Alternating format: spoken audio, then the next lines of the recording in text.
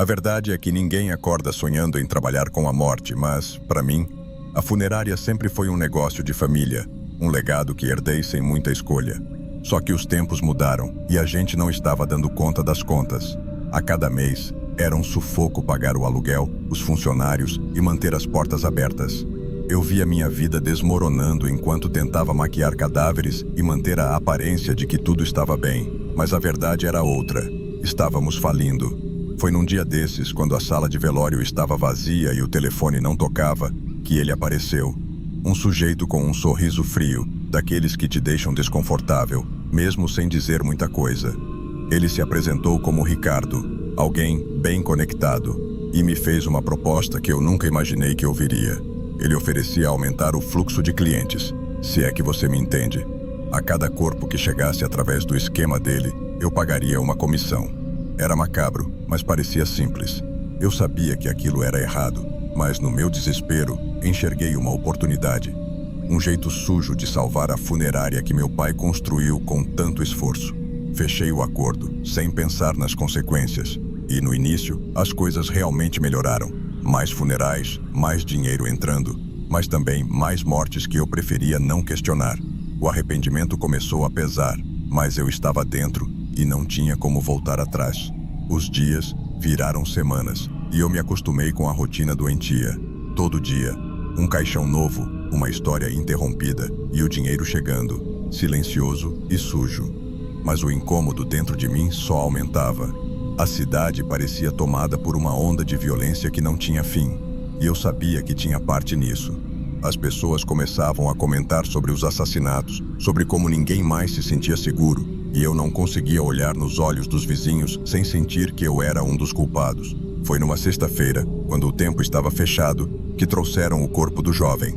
Tinha apenas 20 anos, talvez menos. Um corte profundo no peito que me fez estremecer. Enquanto eu preparava o corpo, algo parecia errado, como se a sala estivesse mais gelada, mais escura. Tentei afastar esses pensamentos e continuei meu trabalho. Afinal, o que mais eu podia fazer? Mas naquela noite, enquanto o velório acontecia, eu vi algo que jamais esquecerei.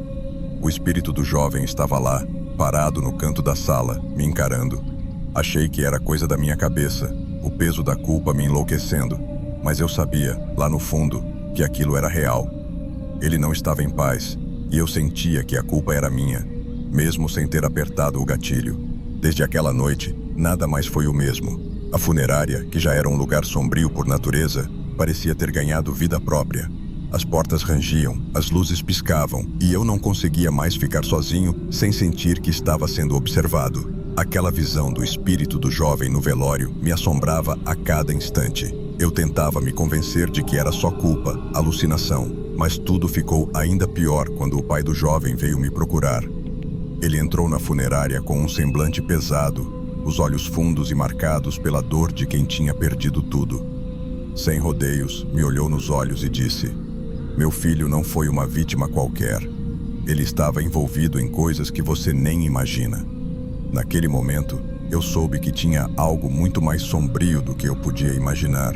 Ele contou que o filho havia se envolvido com magia negra, que tinha feito rituais buscando a vida eterna e o poder sobre a morte. Eu senti um frio na espinha. Tudo começou a fazer sentido. Os eventos estranhos, o espírito vingativo. O pai me avisou que o filho estava em busca de vingança contra todos que contribuíram para sua morte, incluindo os criminosos que o assassinaram e, agora eu, por ter me associado com eles. A partir desse momento, a funerária virou um pesadelo. Os eventos paranormais se intensificaram, objetos caindo sem explicação, sussurros pelo corredor, e a sensação constante de que eu não estava mais sozinho. Eu estava à beira do desespero. O peso das minhas escolhas erradas me esmagava, e eu sabia que estava pagando o preço de cada decisão que tomei. Não era apenas o espírito do jovem que me atormentava, mas a consciência de que eu tinha me colocado naquela situação. Decidi que precisava dar um fim naquilo. Fui até Ricardo, o homem que me trouxe para esse mundo sombrio, e disse que queria sair do acordo. Mas sair não era uma opção. Ricardo me olhou com um sorriso sarcástico, como se já soubesse que esse dia chegaria. "Ninguém sai, Gabriel. Ou você continua, ou sua funerária é a próxima a precisar dos nossos serviços." Eu entendi na hora que não era só a funerária que estava em risco, era minha vida. O arrependimento me atingiu como uma marreta. Eu tinha me vendido para o crime e agora estava preso numa teia de ameaças e medo. Enquanto isso, os fenômenos paranormais na funerária só pioravam. Eu via o espírito do jovem em cada canto, seus olhos cheios de raiva e dor, me perseguindo. As noites se tornaram intermináveis, cheias de pesadelos que se confundiam com a realidade. Eu tentava rezar, pedir perdão, mas nada parecia aliviar o terror que me cercava. O jovem assassinado não estava apenas em busca de vingança contra os criminosos, mas também contra mim, que tinha sido cúmplice em sua morte. Eu sabia que tinha chegado ao meu limite. A culpa me consumia, e a cada dia ficava mais claro que eu estava em um caminho sem volta. Olhar para a funerária me trazia apenas angústia. Aquele lugar, que um dia representou o legado da minha família, agora era só um retrato da minha própria condenação. E eu, Gabriel, estava preso em um ciclo de morte e arrependimento, sem saída aparente.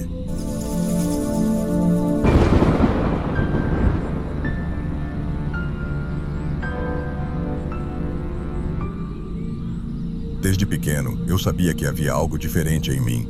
Enquanto outras crianças tinham amigos imaginários, eu tinha conversas com pessoas que ninguém mais via.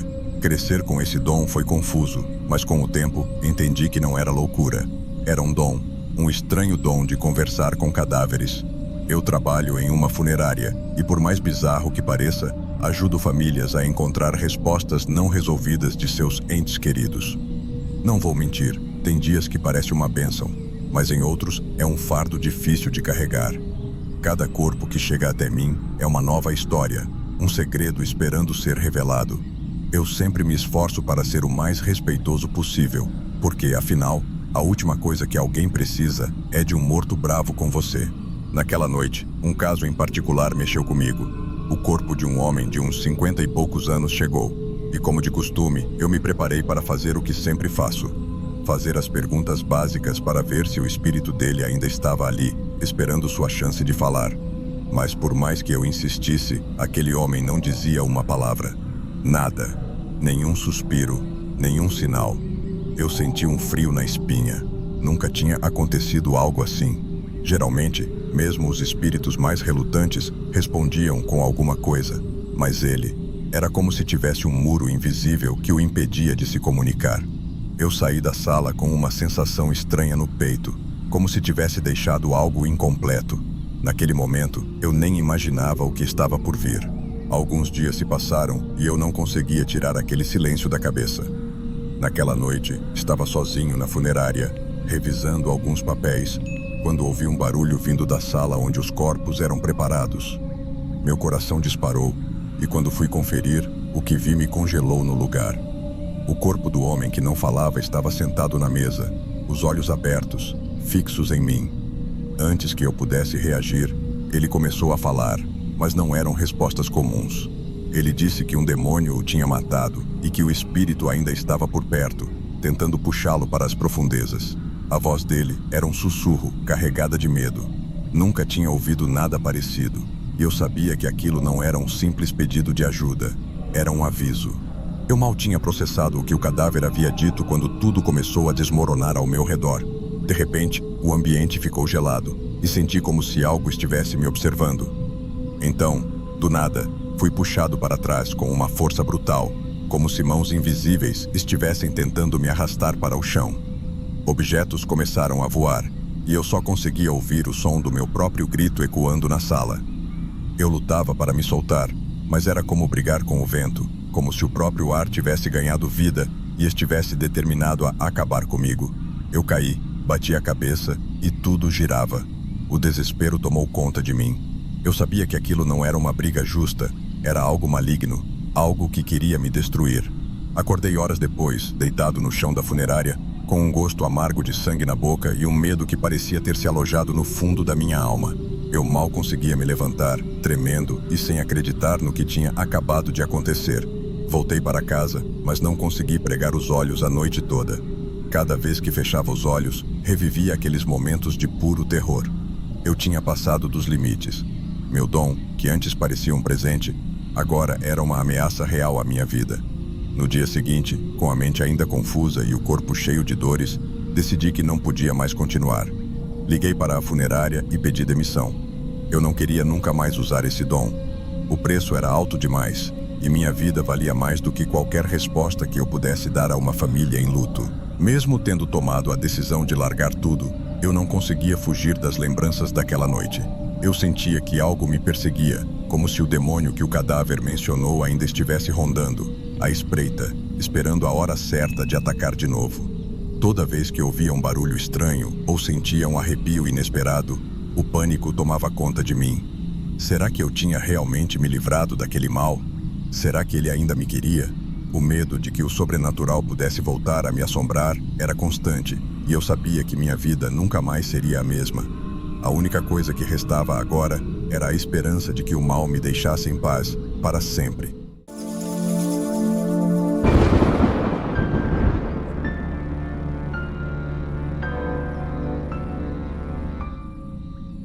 Era só mais um dia comum na funerária. O cheiro de flores e o silêncio pesado faziam parte do meu dia a dia, mas naquela manhã, algo me atingiu diferente. Eu estava preparando o corpo de mais um falecido quando o nome no documento chamou minha atenção. Ricardo.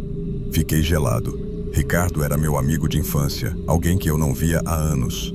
Olhei para o rosto dele, agora sem vida, e tudo voltou. As risadas, as brincadeiras, os segredos que só nós dois sabíamos. Eu fiquei ali, parado, encarando aquele rosto familiar que agora estava pálido e frio. A ficha demorou a cair.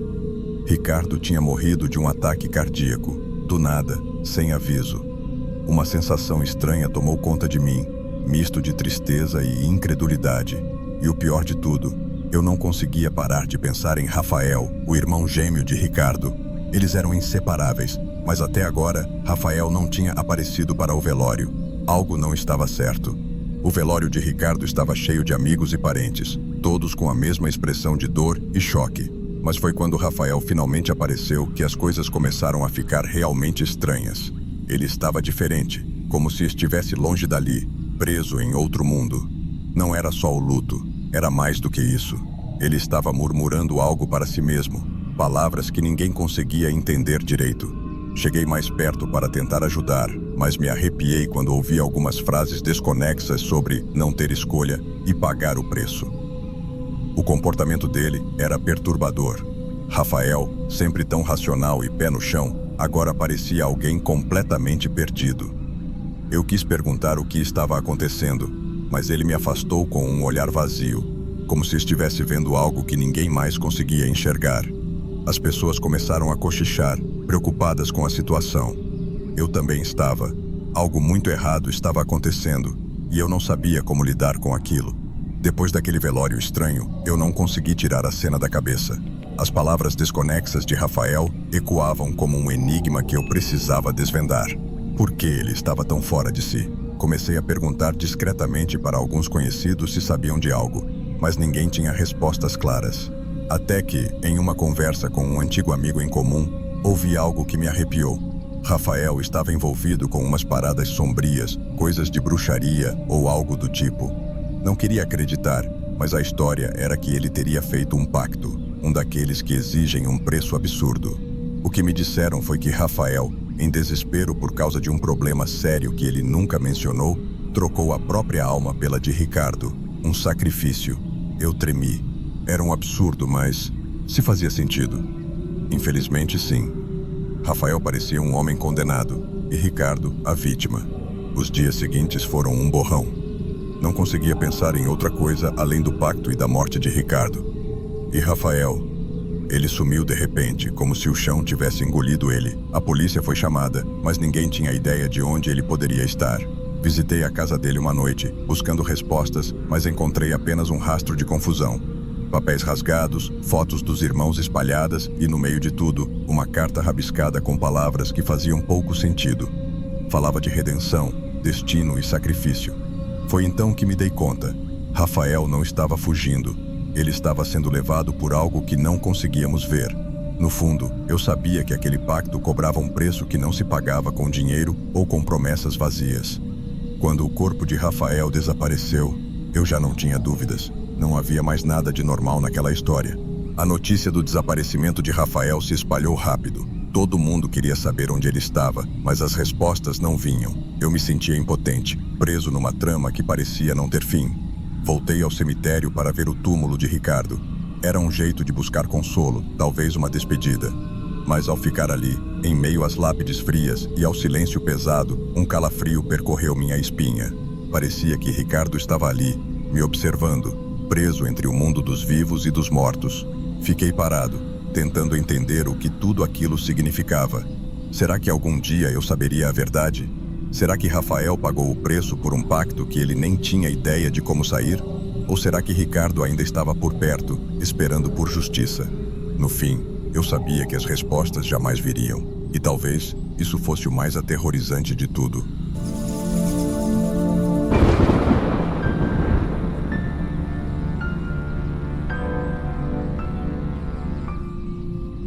Nunca fui de me considerar um medroso, mas naquela noite eu deveria ter escutado aquele sussurro na minha cabeça dizendo para desistir.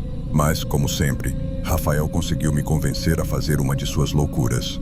Eu e ele éramos amigos desde a infância, unidos pela nossa curiosidade sobre o paranormal. Não era a primeira vez que nos metíamos em lugares abandonados, mas dessa vez parecia diferente. Gabriel, você não vai acreditar.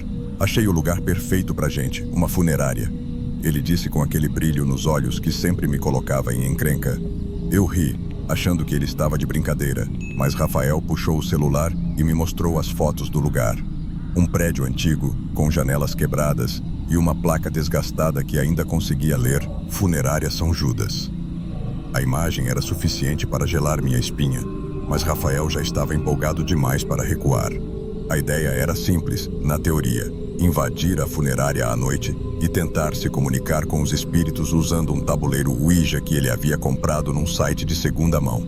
Imagina só, cara, a gente vai entrar em contato direto com o além, ele disse rindo. Naquele momento, minha mente já me dizia que isso era uma péssima ideia, mas a adrenalina e a curiosidade falaram mais alto. Afinal, o que poderia dar tão errado, né? Naquela noite, fomos para a funerária. O ar estava pesado e um frio estranho cortava nossa pele, mesmo estando numa noite quente de verão. Empurramos a porta enferrujada que abriu com um rangido assustador, como se já estivesse nos alertando para não continuar. O interior do lugar era ainda mais sinistro do que as fotos. O cheiro de mofo, misturado com algo que eu preferia não saber o que era, invadiu nossas narinas. A luz da lanterna tremulava, revelando caixões empilhados, cruzes penduradas nas paredes e um ambiente que parecia não ver vida há décadas. Foi então que vimos o cadáver. Um homem idoso deitado em um caixão, preparado para o funeral do dia seguinte. Fiquei paralisado por um momento, mas Rafael, como sempre, manteve o foco na missão. Vamos logo começar isso aqui, ele disse, colocando o tabuleiro Ouija no chão frio, bem no centro da sala. Me sentei ao lado dele, ainda hesitante, com o coração acelerado. Ele acendeu uma vela, e tudo ao redor pareceu ficar ainda mais escuro. A luz fraca iluminava apenas nossos rostos e o tabuleiro.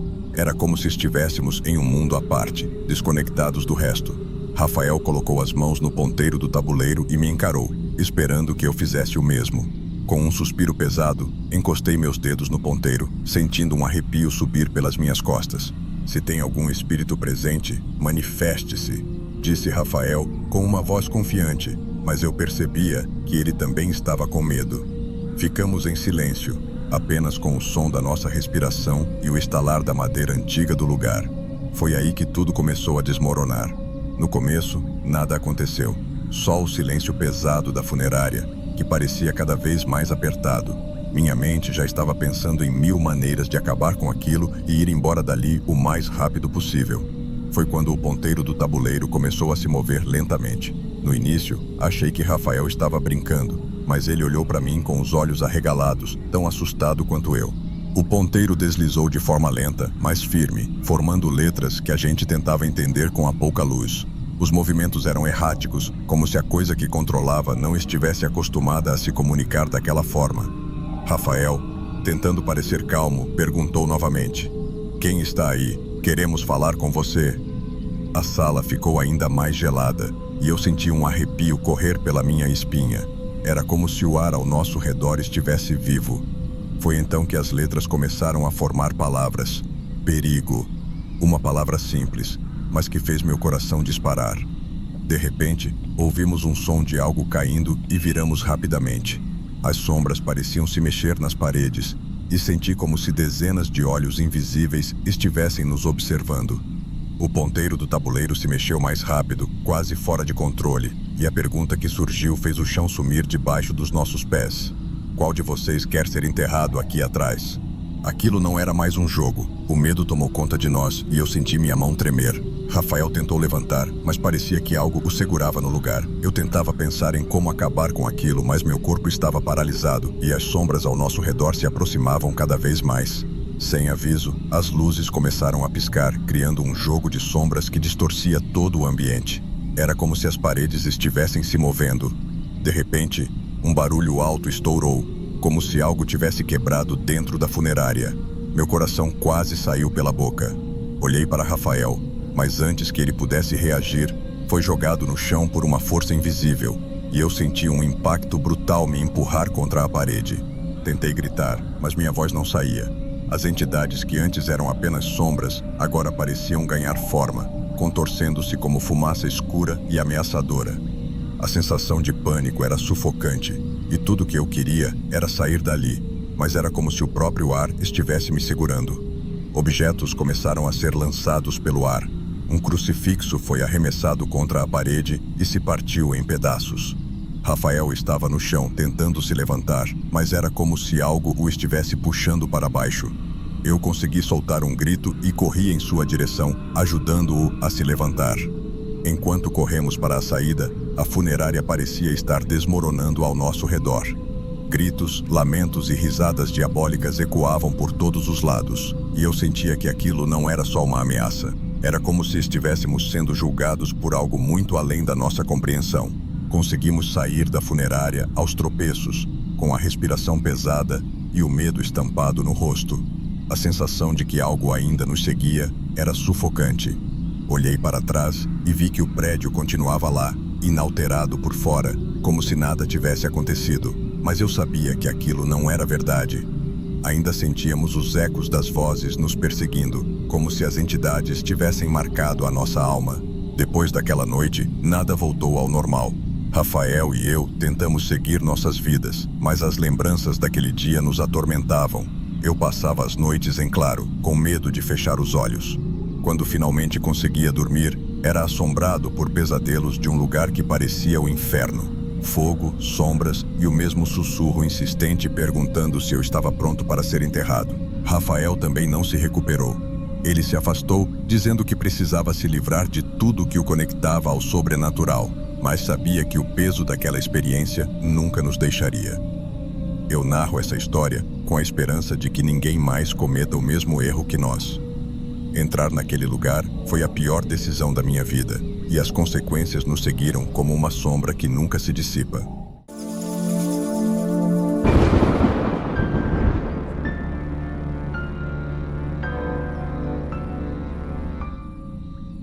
Meu nome é Rafael, tenho 35 anos e trabalho há mais de uma década como embalsamador em uma funerária no interior de Minas Gerais. Se tem uma coisa que aprendi nesses anos todos é que os mortos, por mais que pareçam em paz, nem sempre estão completamente quietos. Vou contar para vocês uma história de arrepiar, que aconteceu comigo num dia que deveria ter sido só mais uma folga comum. Não era para eu estar lá naquele dia. Meu colega tinha ligado de última hora pedindo para eu cobrir o turno dele. No começo, eu hesitei. Quem gosta de ser chamado para trabalhar no dia de folga, né? Mas, no fim, decidi ir. Mal sabia eu que aquela seria uma das decisões mais perturbadoras da minha vida. Cheguei na funerária já tarde da noite, quando o movimento era quase nulo. A escuridão dava ao lugar um ar ainda mais sombrio, e o silêncio parecia pesado. Foi quando vi, do lado de fora da entrada, uma jovem. Ela estava sorrindo, com o rosto sereno, mas o sorriso tinha algo de inquietante. Acenei para ela, mas a moça não respondeu, apenas continuou me olhando com aquele sorriso fixo. Foi aí que senti o primeiro calafrio do dia, mas segui em frente. Mal sabia eu que aquele sorriso iria me perseguir pelo resto da noite. Entrei na sala de preparação tentando afastar o desconforto que aquela jovem sorridente tinha deixado em mim. Mas, quando vi o corpo sobre a mesa, meu coração quase parou. Era ela, a mesma moça que tinha me encarado com aquele sorriso desconcertante na entrada. Ela estava deitada, imóvel, com os olhos fechados e a pele já pálida pelo frio da morte. Minha cabeça começou a girar. Não pode ser, eu acabei de ver essa garota viva lá fora. Pensei. Meu colega, Tiago, estava ali, finalizando a maquiagem do corpo. Me aproximei, ainda sem acreditar, e perguntei: Tiago, quem é essa garota? Ele levantou o olhar, sem perceber o meu estado de choque, e respondeu casualmente: Ah, essa aí se chama Ana. Morte acidental. Parece que caiu de um barranco durante uma trilha. Uma pena, tão jovem. Enquanto ele falava, eu não conseguia tirar os olhos do rosto dela. Era o mesmo sorriso, mesmo imóvel. Parecia que aquele sorriso estava zombando de mim, como se soubesse de alguma coisa que eu não sabia. E o pior de tudo, a sensação de que estávamos sendo observados me incomodava a cada segundo. Você já ouviu alguma história estranha sobre este lugar? Perguntei a Tiago, tentando soar casual, mas com nervosismo evidente na voz. Tiago deu um sorriso sem humor. Cara, já ouvi de tudo. Tem gente que fala que escuta vozes à noite, vê vultos. Um colega meu jurava que ouviu alguém sussurrar o nome dele uma vez. Eu só acho que essa funerária velha tem mais histórias do que a gente consegue imaginar. A cada palavra dele, um calafrio percorria minha espinha. A sensação de que eu não estava sozinho ali era avassaladora. E é nesse ponto da história, pessoal, que eu já adianto. Se você gosta de relatos como esse e quer ajudar a espalhar essas histórias por aí, se inscreva no canal e curta o vídeo. Tenho muito mais para contar. Mas, voltando ao que eu estava dizendo, me afastei do corpo, tentando recuperar o foco. Era difícil pensar que a jovem que eu tinha visto na entrada, sorrindo daquele jeito perturbador, estava agora deitada ali, sem vida. Voltei para a sala de preparação com o coração batendo forte no peito.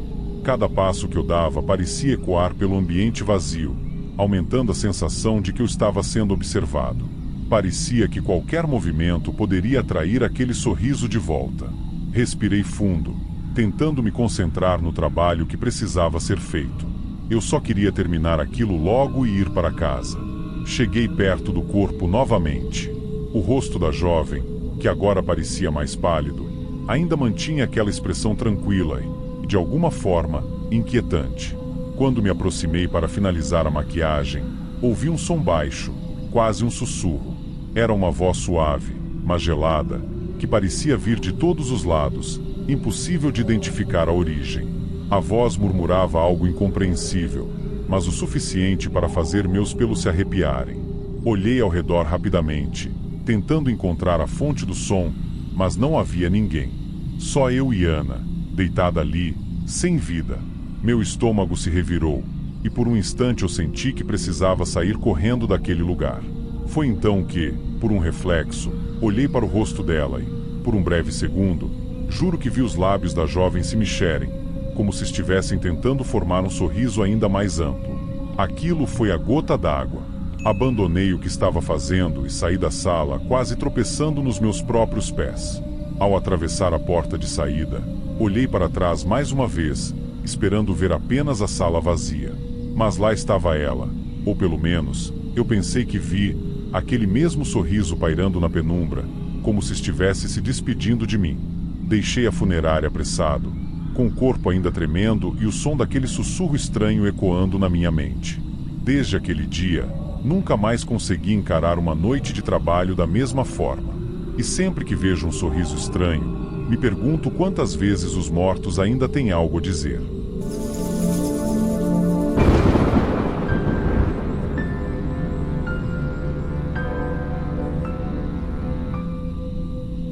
Meu nome é Pedro, tenho 34 anos e trabalho como zelador em uma funerária na cidade de São José dos Campos. Sempre gostei de ambientes tranquilos e de fazer meu trabalho sem muita agitação, mas vou ser honesto. Mesmo acostumado com o silêncio das salas de velório e o peso do ambiente, nunca me senti realmente confortável lá. E depois do que vou contar, Tenho certeza de que você vai entender por quê. Tudo começou numa noite de segunda-feira. Eu estava sozinho no turno, como de costume, limpando uma das salas onde tinham acabado de velar o corpo de uma criança. A funerária estava completamente vazia, e o único som que se ouvia era o arrastar do meu esfregão pelo chão frio. Mas, naquela noite, algo parecia diferente. Havia um peso no ar, um silêncio que parecia gritar. Se eu soubesse o que estava por vir, teria saído dali na mesma hora. Enquanto eu limpava, ouvi um barulho que me fez parar imediatamente. Parecia o som de passos leves, como se alguém andasse descalço pelo corredor. Achei que fosse minha imaginação. Afinal, eram quase 3 da madrugada e o cansaço poderia estar me pregando peças. Ignorei e continuei meu trabalho. Mas, alguns minutos depois, ouvi uma risada de criança. O coração acelerou e, por um momento, eu fiquei paralisado, tentando entender o que estava acontecendo. Não fazia sentido. Quem traria uma criança para uma funerária àquela hora da noite? Resolvi investigar. Saí da sala e caminhei pelo corredor vazio, esperando encontrar uma explicação lógica. Percorri todo o lugar e não encontrei nada. Tudo estava como deveria estar, vazio e escuro. Voltei para a sala, tentando me convencer de que aquilo não passava de uma brincadeira da minha mente cansada. Mas a verdade é que o que aconteceu depois me fez questionar tudo o que eu acreditava. Quando voltei para a sala onde estava limpando, percebi que alguma coisa estava errada. Meus pertences, que eu tinha deixado em cima de uma mesa, as chaves e o celular, tinham sumido. Fiquei confuso, pois tinha certeza de que os havia colocado lá. Olhei ao redor, tentando lembrar se tinha movido as coisas para outro lugar, mas não adiantou. A sensação de estar sendo observado começou a crescer, e eu já não conseguia pensar com clareza. Comecei a procurar desesperadamente pelos objetos, revirei o ambiente inteiro, mas eles não estavam em lugar nenhum. Foi aí que, no momento de desespero, parei e respirei fundo. Quando olhei novamente para a mesa, lá estavam as chaves e o celular, exatamente onde eu os tinha deixado antes. A princípio, achei que pudesse ser um lapso de memória por causa do cansaço, mas, no fundo, algo me dizia que não era isso. Ainda tentando entender o que tinha acontecido, senti um arrepio subir pela espinha. Me virei devagar e vi, de canto de olho, algo que me gelou até os ossos. Uma pequena silhueta espiando por uma porta entreaberta. Era claramente a figura de uma criança, parada na escuridão. Eu congelei, sem conseguir desviar o olhar. A sala para onde a figura estava olhando era exatamente onde, horas antes, o corpo de uma criança havia sido colocado para o velório. O que eu vi naquela noite, naquela pequena e sombria sala, foi suficiente para me deixar com medo de voltar a pisar naquele lugar. Era como se o ar estivesse carregado de algo que eu não conseguia explicar, mas podia sentir profundamente. Aquela imagem da criança parada na porta me assombrou de uma forma que eu nunca tinha experimentado antes. Não era só o medo, era uma sensação de que eu não pertencia mais àquele lugar, como se alguma coisa, ou alguém, estivesse tentando me mandar embora. Na manhã seguinte, eu sabia que não tinha outra escolha. Pedi demissão. Expliquei para o meu chefe que não podia mais continuar ali, que algo tinha mudado naquela noite e que eu não estava disposto a descobrir o que mais poderia acontecer. Talvez eu tenha parecido um pouco maluco, mas depois do que vivi, quem não ficaria com medo? Se você já passou por algo parecido ou acredita em histórias como essa, não deixe de se inscrever no canal e deixar seu like para que mais pessoas possam conhecer relatos reais como esse. Afinal, nunca sabemos o que pode estar à espreita quando o silêncio toma conta.